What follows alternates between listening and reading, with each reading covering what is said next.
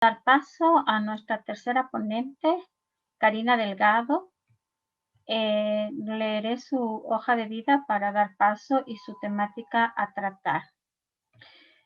Karina Delgado va a tratar el tema la educación inclusiva en el nivel superior, una crisis representacional. Karina es coordinadora de educación de la Fundación de Apoyo al Desarrollo Sustentable del Ecuador, FATSE. Es docente de la Universidad Tecnológica Indoamérica.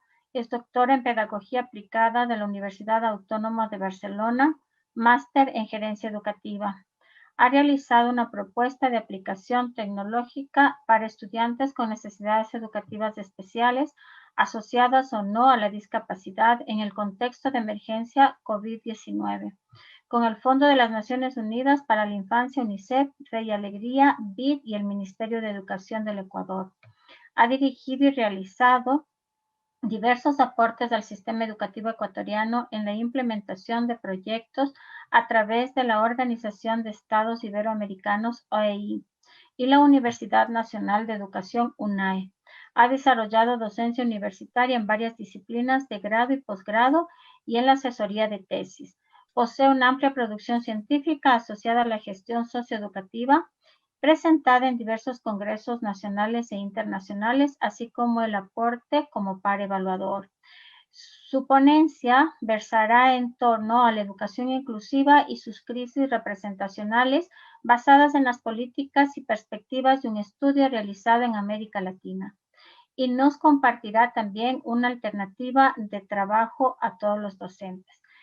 Con esta introducción, Karina, te damos paso para que puedas llevar a cabo tu ponencia. Muchas gracias. Bueno, voy a compartir la pantalla.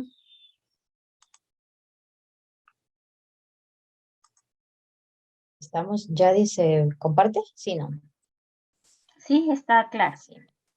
Bueno, muy buenos días con todos y todas. Para mí es muy grato y un honor ser parte de este seminario internacional en el que nos encontramos amigos, colegas, desde la investigación, desde la experiencia, queremos generar acciones para hacer una educación inclusiva en el nivel superior, que justamente caminan hacia una justicia social. La conferencia que yo voy a compartir con ustedes, ¿sí? La he denominado la educación inclusiva en el nivel superior, una crisis representacional. ¿Qué busco con esta exposición? Es justamente hacer un análisis de las representaciones para lograr una educación inclusiva. Estas representaciones justamente se las va a presentar de una manera muy ligera desde lo que nos mencionan las políticas, así como compartirles una experiencia relacionada con un modelo de atención para la educación superior. Para abordar precisamente el trabajo que asumimos de educación, de hacer educación inclusiva en el nivel superior, una crisis representacional, me he dignado compartirles estas imágenes para reflexionar precisamente de lo que venimos realizando en los sistemas educativos respecto a hacer una atención en educación inclusiva en la educación media. Si bien tenemos trayectorias más amplias, donde garantizamos justamente la inclusión en los salones de clases, sí, tomando en cuenta esa diversidad de estudiantes, sí, refiriéndome, por ejemplo, a niños, niñas y adolescentes con alguna discapacidad, niños, niñas y adolescentes, sí, que ameritan una atención respecto a una condición intercultural o, por ejemplo, la última imagen en situaciones socioeconómicas en desventaja. Este trabajo lo venimos haciendo en la educación media, o en la educación primaria, la educación secundaria. En el Ecuador hablamos de la educación general básica, el bachillerato. Pero sin embargo, ¿qué acciones estamos emprendiendo respecto a garantizar la continuidad en el nivel superior? Y tal vez un entre paréntesis también, esas acciones, ¿cómo las estamos manejando en la educación superior? Y también una reflexión. Nos hace mucha falta hacer análisis y reflexiones respecto a la inclusión en el nivel superior, ¿sí? Pero precisamente con la temática que estamos abordando en este evento, vale analizar que en el nivel superior, garantizar esa continuidad, ese acceso a este nivel, justamente es pensar en estrategias para atender a una diversidad de estudiantes. Pero esa diversidad de estudiantes específicamente en este nivel, vale analizarla desde una condición social, intercultural y condición personal. Cuando hablamos de condición social, justamente amerita emprender en acciones relacionadas con el lugar o situación de origen de los estudiantes. Una oferta, ¿sí?, que garantice el acceso por temas de migración. Tenemos estudiantes que están en alguna situación de riesgo, ¿sí? No vamos a discriminar por temas de ideología, religión, filiación política de los estudiantes, su pasado judicial, situaciones socioeconómicas que no permiten, ¿sí?, no dan la alternativa de ingreso a este nivel.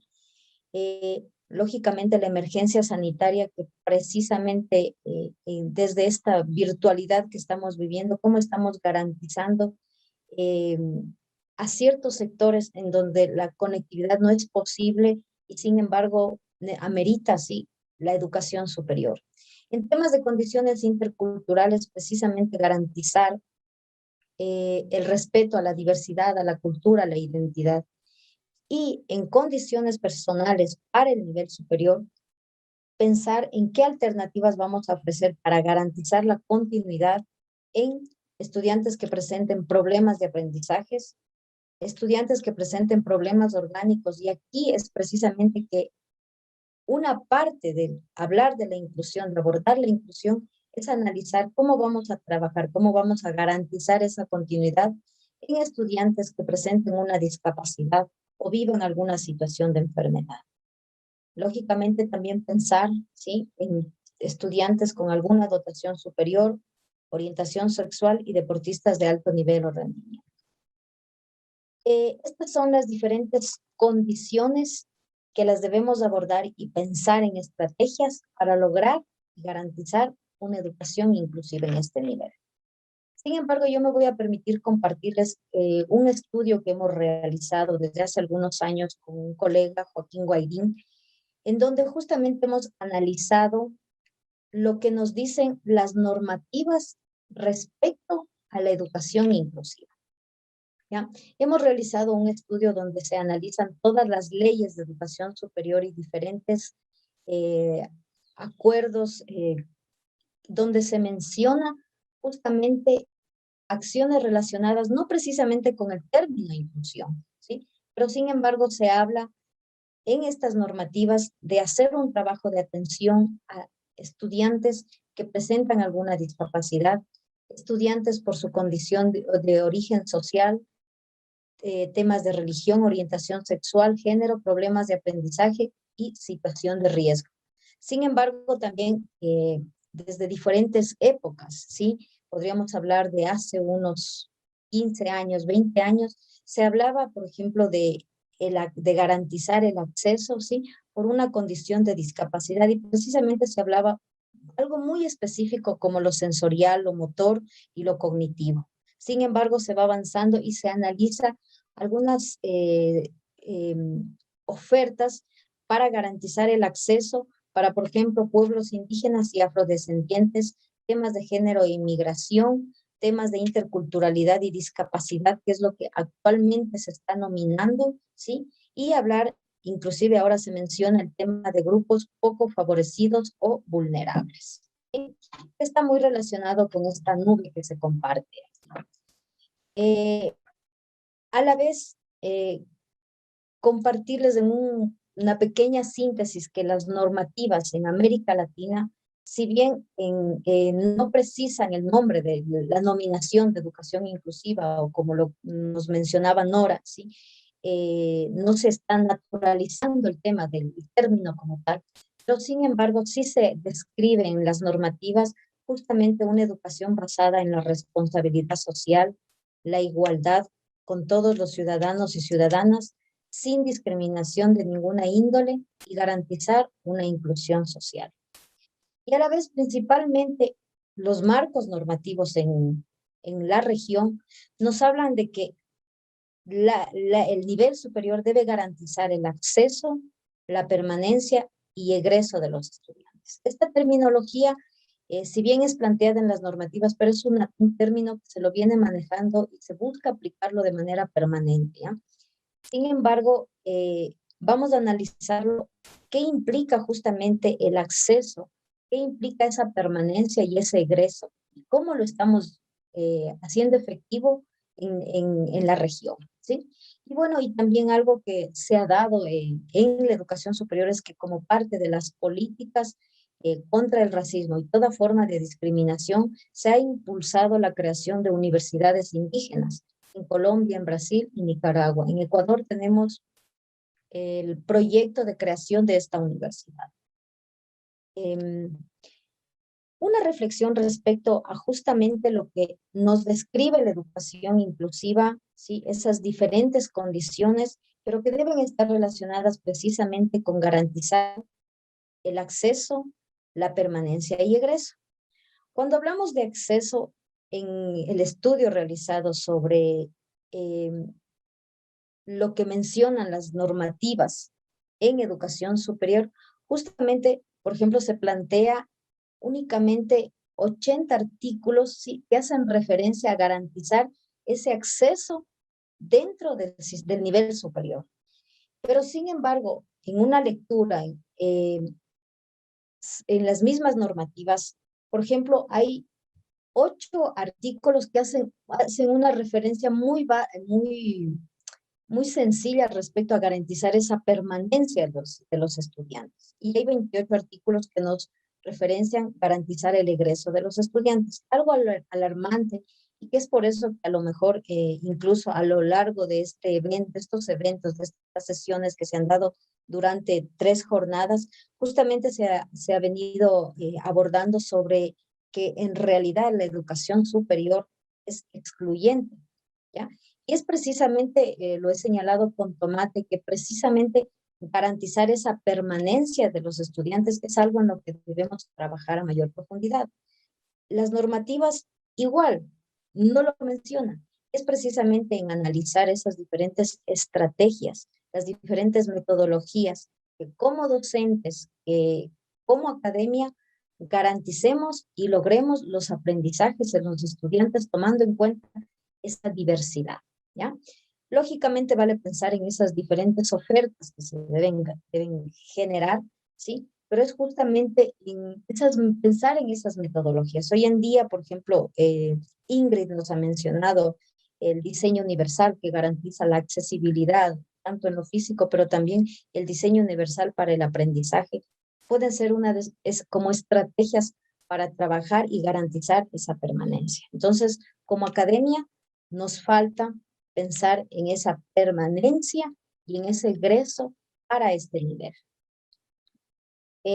También vale reflexionar que, por ejemplo, respecto a las tasas de matrícula, y es algo alarmante, a nivel de la región tenemos países que tienen unas tasas de matrícula de 20% de la población que debe acceder a este nivel, ¿sí? Son tasas bajísimas. Tenemos países de entre el 20%, 23%, 28%. ¿Qué nos está pasando? O sea, la educación superior, ¿cómo está garantizando ese acceso? ¿Cómo está garantizando esa permanencia y ese egreso? Esto lo menciono para que lo reflexionemos y pensemos en qué estrategias en qué estrategias deberíamos emprender para garantizar estos 3 términos que los he mencionado. A la vez me voy a permitir compartir con ustedes una experiencia de investigación que hemos realizado sobre un modelo que podría ser una referencia para justamente cumplir con estas debilidades que tenemos como nivel, ¿sí? Es precisamente abordarles un modelo de atención, ¿sí? Que si bien comprender un poco que cuando mencionamos un modelo, sí, justamente es una concreción de términos donde se fusiona lo pedagógico, diferentes paradigmas, ¿sí? para fusionar dentro de una institución educativa como parte de la gestión de los docentes, la investigación, la vinculación con la sociedad, la gestión de directivos, entre otras. Siendo acciones, perdón, perdón un momentito, algo pasó.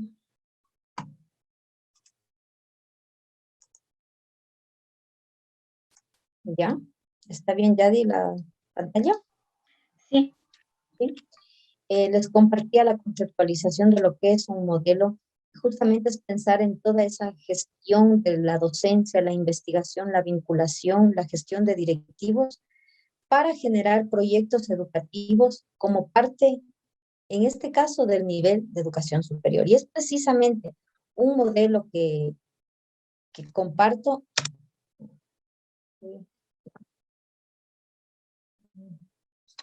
que lo hemos trabajado como parte de acciones de investigación que lo hemos denominado Modelo Social de Educación Inclusiva, Actitudes hacia los Estudiantes. Es un modelo que maneja 3 dimensiones, ¿sí?, que están relacionadas con las políticas en educación inclusiva y las condiciones de los estudiantes. Que al fusionar estas 2 variables, vamos a lograr asumir una actitud respecto hacia los estudiantes relacionada con la inclusión.